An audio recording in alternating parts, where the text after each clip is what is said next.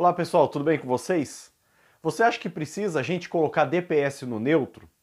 Existem várias informações desencontradas sobre DPS e isso gera muitas dúvidas. E a principal dúvida, com certeza, é sobre a necessidade de colocar ou não o DPS no neutro. Porque de um lado tem alguns que dizem que é obrigatório, em todas as situações, colocar DPS no neutro. Do outro lado já tem gente que fala que não precisa, coloca quem quer. Então eu quero te mostrar nesse vídeo o que a norma NBR 5410 nos recomenda fazer. E como eu já falei várias vezes, uma simples opinião, ela não tem muito valor se ela não for baseada nas normas. Então é por isso que a gente sempre precisa utilizar as normas como parâmetro nas nossas instalações. Então quando nós pegamos a norma e olhamos no item 6.3.5.2.2, que é onde trata da instalação do DPS, nós encontramos ali algumas maneiras diferentes de ser instalado o DPS.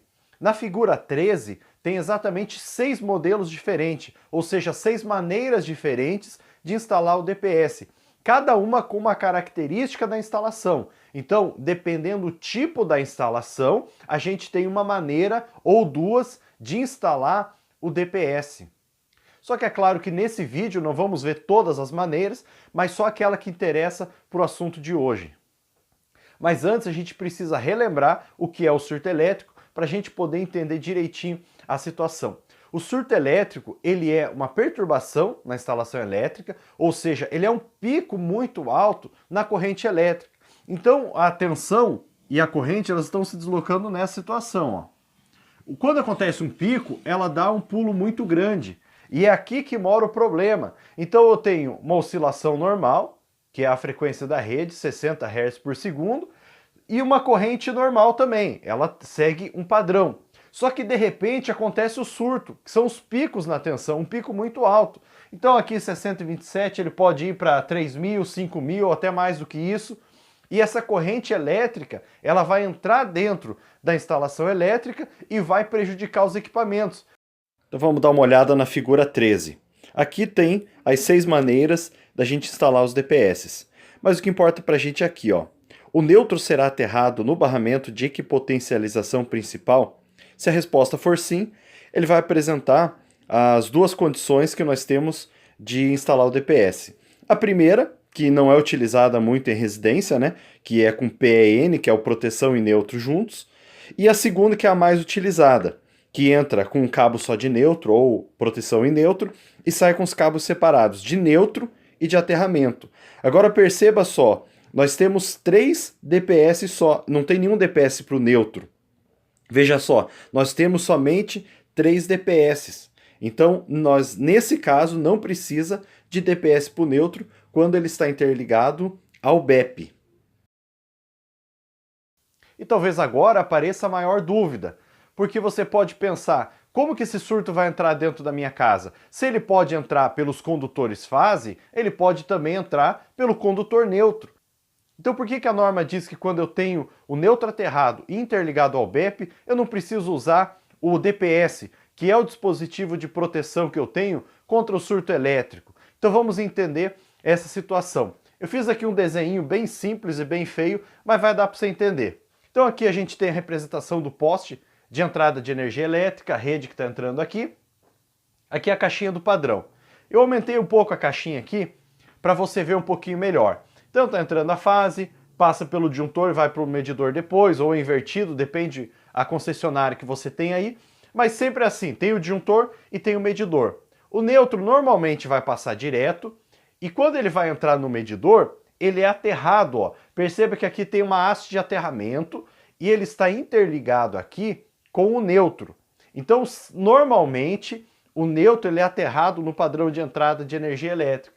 Então, o neutro está aterrado aqui no padrão de energia elétrica. Esse aterramento ele está interligado ao BEP. O BEP é o barramento de equipotencialização principal. E é onde a gente interliga todos os aterramentos da instalação elétrica. Para quê? Para a gente ter a equipotencialização, que é manter toda a instalação no mesmo potencial. Então tudo deve ser interligado aqui no BEP. Então o aterramento do padrão de energia está interligado ao BEP. Se eu tiver um sistema de SPDA, eu devo interligar ao BEP. Se eu tenho um sistema de aterramento para alguma coisa eletrônica, eu devo interligar ao BEP. Se eu tenho um aterramento normal da minha instalação elétrica, eu interligo ao BEP. Então lembrando que isso aqui não é uma haste, é um sistema de aterramento. Esse sinal aqui é o sinal de aterramento. Então cada sinalzinho desse representa várias hastes para que você tenha um aterramento efetivo. Então vamos imaginar como é que esse surto vai entrar dentro da instalação elétrica.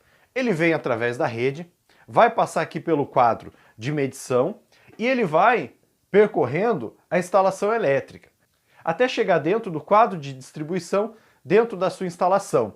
Quando ele chegar aqui, esse DPS que está aqui desenhado, ele vai perceber a aproximação desse surto elétrico e ele vai abrir um caminho aqui que vai ser mais fácil para o surto elétrico percorrer.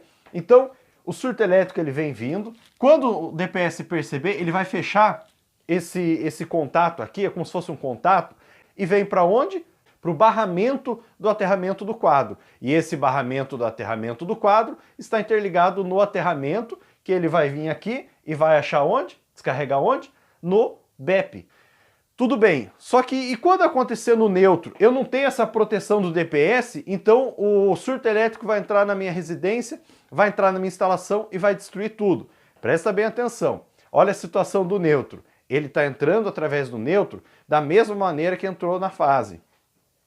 Só que quando ele chega aqui, veja bem, esse neutro está chegando, quando ele vai passar por aqui, qual vai ser o caminho de menor resistência? Ele entrar dentro da instalação ou ele já ser descarregado? Olha só, ele já está aterrado aqui no padrão.